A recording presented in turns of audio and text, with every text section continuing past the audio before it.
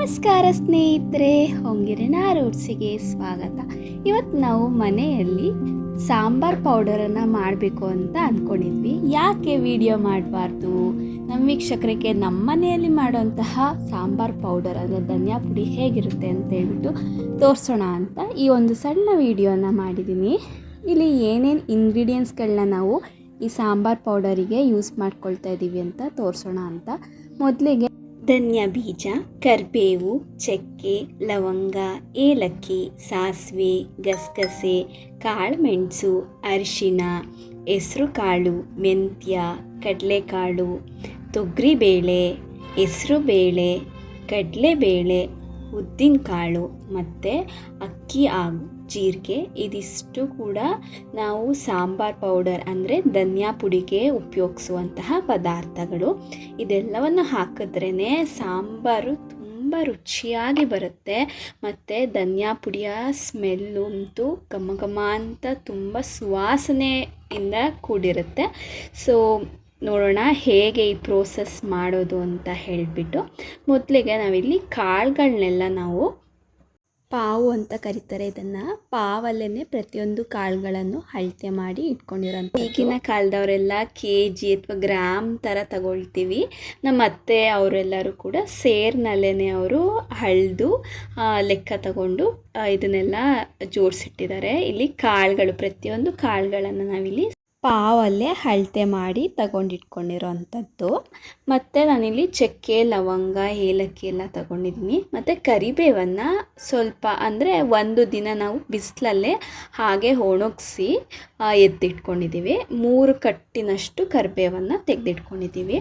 ಮೊದಲಿಗೆ ನಾನಿಲ್ಲಿ ಧನಿಯಾ ಬೀಜ ಅಂದರೆ ಈ ಪ್ರೋಸೆಸ್ ಪೂರ್ತಿ ನಮ್ಮ ಅತ್ತೆ ಮಾಡಿರೋವಂಥದ್ದು. ಅವರ ಕೈಯಲ್ಲೇ ಮಾಡಿದ್ರೆ ಸಾಂಬಾರು ಪುಡಿ ತುಂಬ ಚೆನ್ನಾಗಿ ಬರುತ್ತೆ. ನಾನು ಇಲ್ಲಿವರೆಗೂ ನೋಡ್ಕೊಂಡು ಬಂದಿದ್ದೀನಿ ಅಷ್ಟೇ. ಪ್ರತಿಯೊಂದು ಕೂಡ ನಮ್ಮ ಅತ್ತೆನೇ ಮಾಡೋವಂಥದ್ದು. ಅವ್ರು ಹೇಗೆ ಮಾಡ್ತಾರೆ ಅಂತ ಹೇಳ್ಬಿಟ್ಟು ವಿಡಿಯೋ ಮಾಡಿ ಹಾಕೋಣ ಯೂಟ್ಯೂಬಲ್ಲಿ ಅಂತ ಈ ವಿಡಿಯೋನ ಮಾಡ್ತಾಯಿದ್ದೀನಿ. ಇಲ್ಲಿ ನಾವು 1 kg ಅಷ್ಟು ಧನಿಯಾ ಪುಡಿಯನ್ನು ಮಾಡಿಸೋಬೇಕು ಅಂತೇಳ್ಬಿಟ್ಟು ಪ್ಲ್ಯಾನ್ ಮಾಡಿಕೊಂಡು ಮಾಡ್ತಾ ಇರೋಂಥದ್ದು.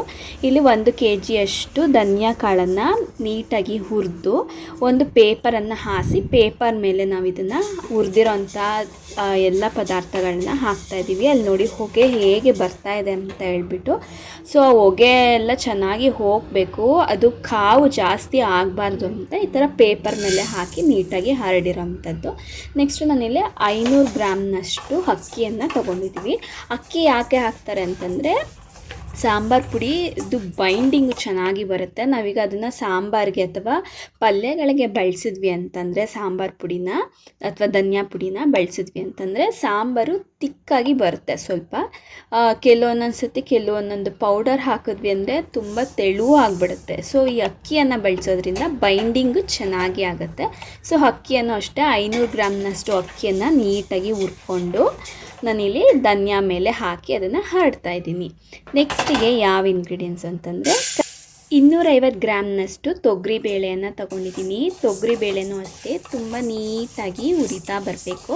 ಅದರ ಕಲರ್ ಏನಾಗಬೇಕು, ಪೂರ್ತಿ ಚೇಂಜ್ ಆಗಬೇಕು. ಅಂದರೆ ಗೋಲ್ಡನ್ ಕಲರ್ ಬರುತ್ತಲ್ಲ ಅಲ್ಲಿಯ ತನಕ ಚೆನ್ನಾಗಿ ಹುರ್ಕೊಂಡು ಎಲ್ಲವನ್ನು ಕೂಡ ನಾನಿಲ್ಲಿ ಈ ಕಡೆ ಹರಡಿದ್ದೀವಲ್ಲ ಅದರ ಮೇಲೆ ಹಾಕ್ತಾಯಿದ್ದೀನಿ. ನೀಟಾಗಿ ಎಲ್ಲವೂ ಹರಡಬೇಕು ಪೇಪರ್ ಮೇಲೆ. ಅದು ಕಾವು ಜಾಸ್ತಿ ಆದರೆ ರುಚಿ ಚೇಂಜ್ ಆಗುತ್ತೆ. ಹಾಗಾಗಿ ಹೊಗೆ ಎಲ್ಲ ಹೋಗೋ ಥರ ನೀಟಾಗಿ ಸ್ಪ್ರೆಡ್ ಮಾಡಿದ್ದೀವಿ. ನೀವುಗಳು ಬೇಕು ಅಂತಂದರೆ ಒಂದು ಪಾತ್ರೆಗೆ ಹಾಕೊಬೋದು. ನೆಕ್ಸ್ಟು ಕಡಲೆಬೇಳೆ, ಬರೀ 50 ಗ್ರಾಮ್ನಷ್ಟು ಕಡಲೆಬೇಳೆಯನ್ನು ತಗೊಳ್ತಾ ಇದ್ದೀನಿ. ಈ ಪ್ರತಿಯೊಂದು ಇಂಗ್ರೀಡಿಯೆಂಟ್ಸು ಕೂಡ 1 kg ಧನಿಯಾ ಪುಡಿಗೆ ನಾವು ಮಾಡಿಸ್ತಾ ಇರೋಂಥದ್ದು. ಅಂದರೆ 1 kg ಧನಿಯಾ ಬೀಜಕ್ಕೆ ಇಷ್ಟು ಇಂಗ್ರೀಡಿಯೆಂಟ್ಸ್ಗಳನ್ನ ಹಾಕ್ಕೊಳ್ತಾ ಇದ್ದೀವಿ. ಇಲ್ಲಿ ನಾನು 50 ಗ್ರಾಮ್ನಷ್ಟು ಕಡಲೆಬೇಳೆನ ತೊಗೊಂಡಾದಮೇಲೆ ಕಡಲೆಕಾಳು 250 ಗ್ರಾಮ್ನಷ್ಟು ಕಡಲೆಕಾಳನ್ನು ತೊಗೊಂಡು ಅದು ಕೂಡ ಅಲ್ಲಿ ನೋಡಿ ಕಲರ್ ಚೇಂಜ್ ಆಗ್ತದೆ ಅಲ್ವಾ. ನೀಟಾಗಿ ಕಲ್ಲರು ಚೇಂಜ್ ಆಗಬೇಕು ಅಂದರೆ ಸ್ವಲ್ಪ ಗೋಲ್ಡನ್ ಕಲರ್ ಆಗಬೇಕು. ಅಲ್ಲಿಯ ತನಕ ನೀಟಾಗಿ ಅದನ್ನು ಹುರಿತಾ ಬರಬೇಕು. ಚೆನ್ನಾಗಿ ಹುರಿಬೇಕು. ಪ್ರತಿಯೊಂದು ಕಾಳನ್ನು ಕೂಡ ನೀಟಾಗಿ ಹುರ್ಕೊಬೇಕು. ಯಾಕೆಂದರೆ ಈ ಸಾಂಬಾರ್ ಪೌಡರನ್ನು ನಾವು ತುಂಬ ಟೈಮು ಇಡಬೇಕಲ್ವ, ಹಾಗಾಗಿ. ನೆಕ್ಸ್ಟು ಉದ್ದಿನ ಬೇಳೆಯನ್ನು ನಾನು 200 ಗ್ರಾಮ್ನಷ್ಟು ಉದ್ದಿನ ಬೇಳೆಯನ್ನು ತೊಗೊಂಡಿದ್ದೀನಿ. 200 ಗ್ರಾಮ್ನಷ್ಟು ಗ್ರಾಮ್ನಷ್ಟು ಉದ್ದಿನ ಬೇಳೆಯನ್ನು ನೀಟಾಗಿ ಇದು ಕೂಡ ಕಲರ್ ಚೇಂಜ್ ಆಗಬೇಕು. ಉದ್ದಿನ ಕಾಳು ಹಾಕಿದ್ವಿ ಅಂತಂದರೆ ಫ್ರೇಗ್ರೆನ್ಸ್ ಅಂದರೆ ಸ್ಮೆಲ್ಲು ತುಂಬಾ ಚೆನ್ನಾಗಿ ಬರುತ್ತೆ. ಸಾಮಾನ್ಯವಾಗಿ ಪಲ್ಯಗಳಿಗೆಲ್ಲ ಉದ್ದಿನ ಕಾಳನ್ನ ಪೌಡರ್ ಮಾಡಿ ಹಾಕಿದ್ವಿ ಅಂದ್ರೆ ಘಮ ಘಮ ಅಂತ ಸ್ಮೆಲ್ ಬರುತ್ತಲ್ವ. ಹಾಗಾಗಿ ಸಾಂಬಾರು ಪುಡಿಗೂ ಕೂಡ ಉದ್ದಿನ ಕಾಳು ತುಂಬಾ ಇಂಪಾರ್ಟೆಂಟು. ನೆಕ್ಸ್ಟ್ ಹೆಸರು ಬೇಳೆ 100 ಗ್ರಾಮ್ನಷ್ಟು ಹೆಸರು ಬೇಳೆಯನ್ನು ನಾನಿಲ್ಲಿ ತಗೊಂಡಿದ್ದೀನಿ. ಹೆಸರು ಬೇಳೆನೂ ಅಷ್ಟೇ ನೀಟಾಗಿ ಕಲರ್ ಚೇಂಜ್ ಆಗಬೇಕು. ನೋಡಿ ಯಾವ ಥರ ಗೋಲ್ಡ್ ಕಲರ್ ಬಂದಿದೆ ಅಂತ ಹೇಳ್ಬಿಟ್ಟು ಆ ಥರ ಚೇಂಜ್ ಆಗೋ ತನಕ ಚೆನ್ನಾಗಿ ಹುರ್ಕೊಬೇಕು. ಪ್ರತಿಯೊಂದು ಕಾಳನ್ನು ಕೂಡ ನಾವು ಲೋ ಫ್ಲೇಮ್ನಲ್ಲೇ ನಾವು ಹುರ್ಕೊಬೇಕು. ಜಾಸ್ತಿ ಅದನ್ನು ಸೀದ್ಸೋಕ್ಕೆ ಹೋಗಬಾರ್ದು. ಹಾಗಾಗಿ ಲೋ ಫ್ಲೇಮ್ನಲ್ಲೇ ನಿಧಾನ ಉರಿಯಲ್ಲಿ ನಾವಿಲ್ಲಿ ಹುರ್ಕೊಳ್ತಾ ಇದ್ದೀವಿ. ನೆಕ್ಸ್ಟು 150 ಗ್ರಾಮ್ನಷ್ಟು ಹೆಸರು ಕಾಳು, 100 ಗ್ರಾಮು ಹೆಸರು ಬೇಳೆ ತೊಗೊಂಡಿದ್ವಿ. ಇಲ್ಲಿವಾಗ 150 ಗ್ರಾಮು ಹೆಸರು ಕಾಳನ್ನು ತೊಗೊಂಡಿದ್ದೀವಿ. ಇದು ಅಷ್ಟೇ ಕಲರ್ ಚೇಂಜ್ ಆಗೋ ತನಕ ಚೆನ್ನಾಗಿ ಲೋ ಫ್ಲೇಮಲ್ಲೇ ಹುರ್ಕೊಳ್ತಾ ಬರಬೇಕು. ನೋಡಿ ಅದ್ರ ಕಲರ್ ಹೇಗೆ ಚೇಂಜ್ ಆಗಿದೆ ಅಂತ ಹೇಳ್ಬಿಟ್ಟು ಅಲ್ಲಿಯ ತನಕ ನೀಟಾಗಿ ಅದನ್ನು ಹುರ್ಕೊಬೇಕು. ಲಾಂಗ್ ಟೈಮಲ್ಲಿ ಇಡಬೇಕಲ್ವ, ಹಾಗಾಗಿ ನೀಟಾಗಿ ಹುರ್ಕೊಬೇಕು. ಪಾಪ ಎಲ್ಲ ಮತ್ತೆ ಹುರಿಬೇಕಾದ್ರೆ ಕೈ ಬೇರೆ ಸುಟ್ಕೊಂಡ್ಬಿಟ್ರು, ಹಾಗಾಗಿ ರೈಟ್ ಹ್ಯಾಂಡಲ್ಲೇ ಹಾಕ್ತಾಯಿದ್ದಾರೆ ಕಷ್ಟಪಟ್ಟು. ನೀವು ಅಷ್ಟೇ ಒಲೆ ಮುಂದೆ ಮಾಡಬೇಕಾದ್ರೆ ನೋಡಿ ಮಾಡ್ಕೊಳ್ಳಿ, ಕೈಯೆಲ್ಲ ಸುಟ್ಕೊಳಕ್ಕೆ ಹೋಗಬೇಡಿ. ಇಲ್ಲಿ ನಾನು 400 ಗ್ರಾಮ್ನಷ್ಟು ಜೀರಿಗೆಯನ್ನು ಬಳಸ್ತಾಯಿದ್ದೀನಿ. 1 kg ಧನಿಯಾಗೆ 400 ಗ್ರಾಮ್ನಷ್ಟು ಜೀರಿಗೆಯನ್ನು ಬಳಸ್ತಾಯಿದ್ದೀವಿ ಮತ್ತು 500 ಗ್ರಾಮ್ನಷ್ಟು ಅಕ್ಕಿಯನ್ನು ಬಳಸಿದ್ದೀವಿ. ಸೊ ಇಲ್ಲಿ 400 ಗ್ರಾಮ್ನಷ್ಟು ಜೀರಿಗೆಯನ್ನು ಕೂಡ ನೀಟಾಗಿ ಫ್ರೈ ಮಾಡಿಕೊಂಡು ಅದು ಪಟಪಟ ಅಂತ ಸೌಂಡ್ ಬರುತ್ತೆ ಜೀರಿಗೆ ಹುರಿಬೇಕಾದ್ರೆ, ಆ ಥರ ಸೌಂಡ್ ಬರೋ ತನಕ ನೀಟಾಗಿ ಹುರ್ಕೊಂಡು ಇದಕ್ಕೆ ಹಾಕ್ತಾಯಿದ್ದೀವಿ. ಇದನ್ನು ಅಷ್ಟೇ ನೀಟಾಗಿ ಸ್ಪ್ರೆಡ್ ಮಾಡ್ಕೊಳ್ತಾ ಇದ್ದೀನಿ. ನೆಕ್ಸ್ಟು 150 ಗ್ರಾಮ್ನಷ್ಟು ಮೆಂತ್ಯನೂ ಅಷ್ಟೇ ಕಲರ್ ಚೇಂಜ್ ಆಗೋ ತನಕ ನೀಟಾಗಿ ಹುರ್ಕೊಬೇಕು. ಇಲ್ಲಿ ಯಾವುದಕ್ಕೂ ಕೂಡ ನಾವು ಎಣ್ಣೆಯನ್ನು ಬಳಸಿಲ್ಲ, ಎಲ್ಲವೂ ಕೂಡ ಡ್ರೈ ರೋಸ್ಟ್ ಮಾಡಿ ಇದನ್ನು ಹಾಕ್ಕೊಳ್ತಾ ಇರೋದು. ಇದು ಅಷ್ಟೇ ಕಲರ್ ಚೇಂಜ್ ಆಗಿದೆ. ಸೊ ಇದನ್ನು ಕೂಡ ಅದರ ಮೇಲೆ ಹಾಕ್ಕೊಂಡು ಸ್ಪ್ರೆಡ್ ಮಾಡ್ಕೊಳ್ಳೋಣ ಇವಾಗ. ನೆಕ್ಸ್ಟು ಕಾಳುಮೆಣಸು ನಾನು ಆಗಲೇ ಹೇಳಿದ್ದೆ ಅಲ್ವಾ, ನಮ್ಮ ಅತ್ತೆ ಎಲ್ಲ ಪೂರ್ತಿ ಸೇರಲ್ಲೇ ಹಳ್ದು ಅವರು ಅಳತೆ ತಗೊಳ್ಳೋಂಥದ್ದು, ಅಥವಾ ಕೈಯಲ್ಲಿ ಮುಷ್ಟಿ ಇಟ್ಕೊಂಡು ಅಳತೆ ತಗೊಳ್ತಾರೆ. 100 ಗ್ರಾಮ್ನಷ್ಟು ನಾವಿಲ್ಲಿ ಕಾಳುಮೆಣಸನ್ನು ಬಳಸ್ತಾ ಇದ್ದೀವಿ. ಕಾಳುಮೆಣಸು ಅಷ್ಟೇ ಸೌಂಡ್ ಪಟಪಟ ಅಂತ ಬರುತ್ತೆ, ಅಲ್ಲಿಯ ತನಕ ಚೆನ್ನಾಗಿ ಹುರ್ಕೊಂಡು ಅದನ್ನು ಕೂಡ ಎಲ್ಲ ಅದ್ರ ಮೇಲೆ ಹಾಕ್ಕೊಳ್ತಾ ಇದ್ದೀನಿ. ನೆಕ್ಸ್ಟು ಸಾಸಿವೆನೂ ಅಷ್ಟೇ ಅವರು ಕೈಯಲ್ಲೇ ಅಳತೆ ಮಾಡಿಕೊಂಡು ಹಾಕ್ಕೊಳ್ತಾ ಇದ್ದಾರೆ. ಸೊ 50 ಗ್ರಾಮ್ನಷ್ಟು ಸಾಸಿವೆಯನ್ನು ನಾವಿಲ್ಲಿ ಬಳಸ್ತಾ ಇದ್ದೀವಿ. 1 kg ಧನಿಯಾಗೆ 50 ಗ್ರಾಮ್ನಷ್ಟು ಸಾಸಿವೆಯನ್ನು ಬಳಸ್ತಾ ಇದ್ದೀವಿ. ಇದು ಚೆನ್ನಾಗಿ ಚಟಪಟ ಅಂತ ಸೌಂಡ್ ಬರುತ್ತೆ. ಅದರ ಮೇಲೇ 50 ಗ್ರಾಮ್ನಷ್ಟು ಗಸಗಸೆಯನ್ನು ಬಳಸ್ತಾ ಇದ್ದೀವಿ. ಗಸಗಸೆ ಮತ್ತು ಸಾಸಿವೆ ಎರಡನ್ನೂ ಕೂಡ ಒಟ್ಟಿಗೆ ಫ್ರೈ ಮಾಡ್ಕೊಳ್ತಾ ಇದ್ದಾರೆ. ಸೊ ಲೋ ಫ್ಲೇಮಲ್ಲಿ ಸ್ವಲ್ಪ ಹಿಂಗೆ ಬೆಚ್ಚಗೆ ಮಾಡಿಕೊಂಡ್ರೆ ಸಾಕು ಸಾಸಿವೆ ಮತ್ತು ಗಸಗಸೆಯನ್ನು. ನೆಕ್ಸ್ಟು ಚಕ್ಕೆ 10 ಗ್ರಾಮ್ನಷ್ಟು ಚಕ್ಕೆಯನ್ನು ಬಳಸ್ತಾ ಇದ್ದೀವಿ. ಇಲ್ಲಿ 10 ಗ್ರಾಮ್ನಷ್ಟು ಚಕ್ಕೆಯನ್ನು ಎಲ್ಲ ಹಾಗೆ ಕೈಯಲ್ಲೇ ಬೆಚ್ಚಗೆ ಮಾಡ್ತಾರೆ. ನಮಗೆ ಕೈಯಲ್ಲಿ ಮುಟ್ಟೋದು ಅಂದ್ರೇ ಆಗಲ್ಲ, ಅವರೆಲ್ಲ ಅಮ್ಮಂದಿರೆಲ್ಲ ಕೈಯಲ್ಲೇ ಎಲ್ಲ ಮಾಡೋವಂಥದ್ದು.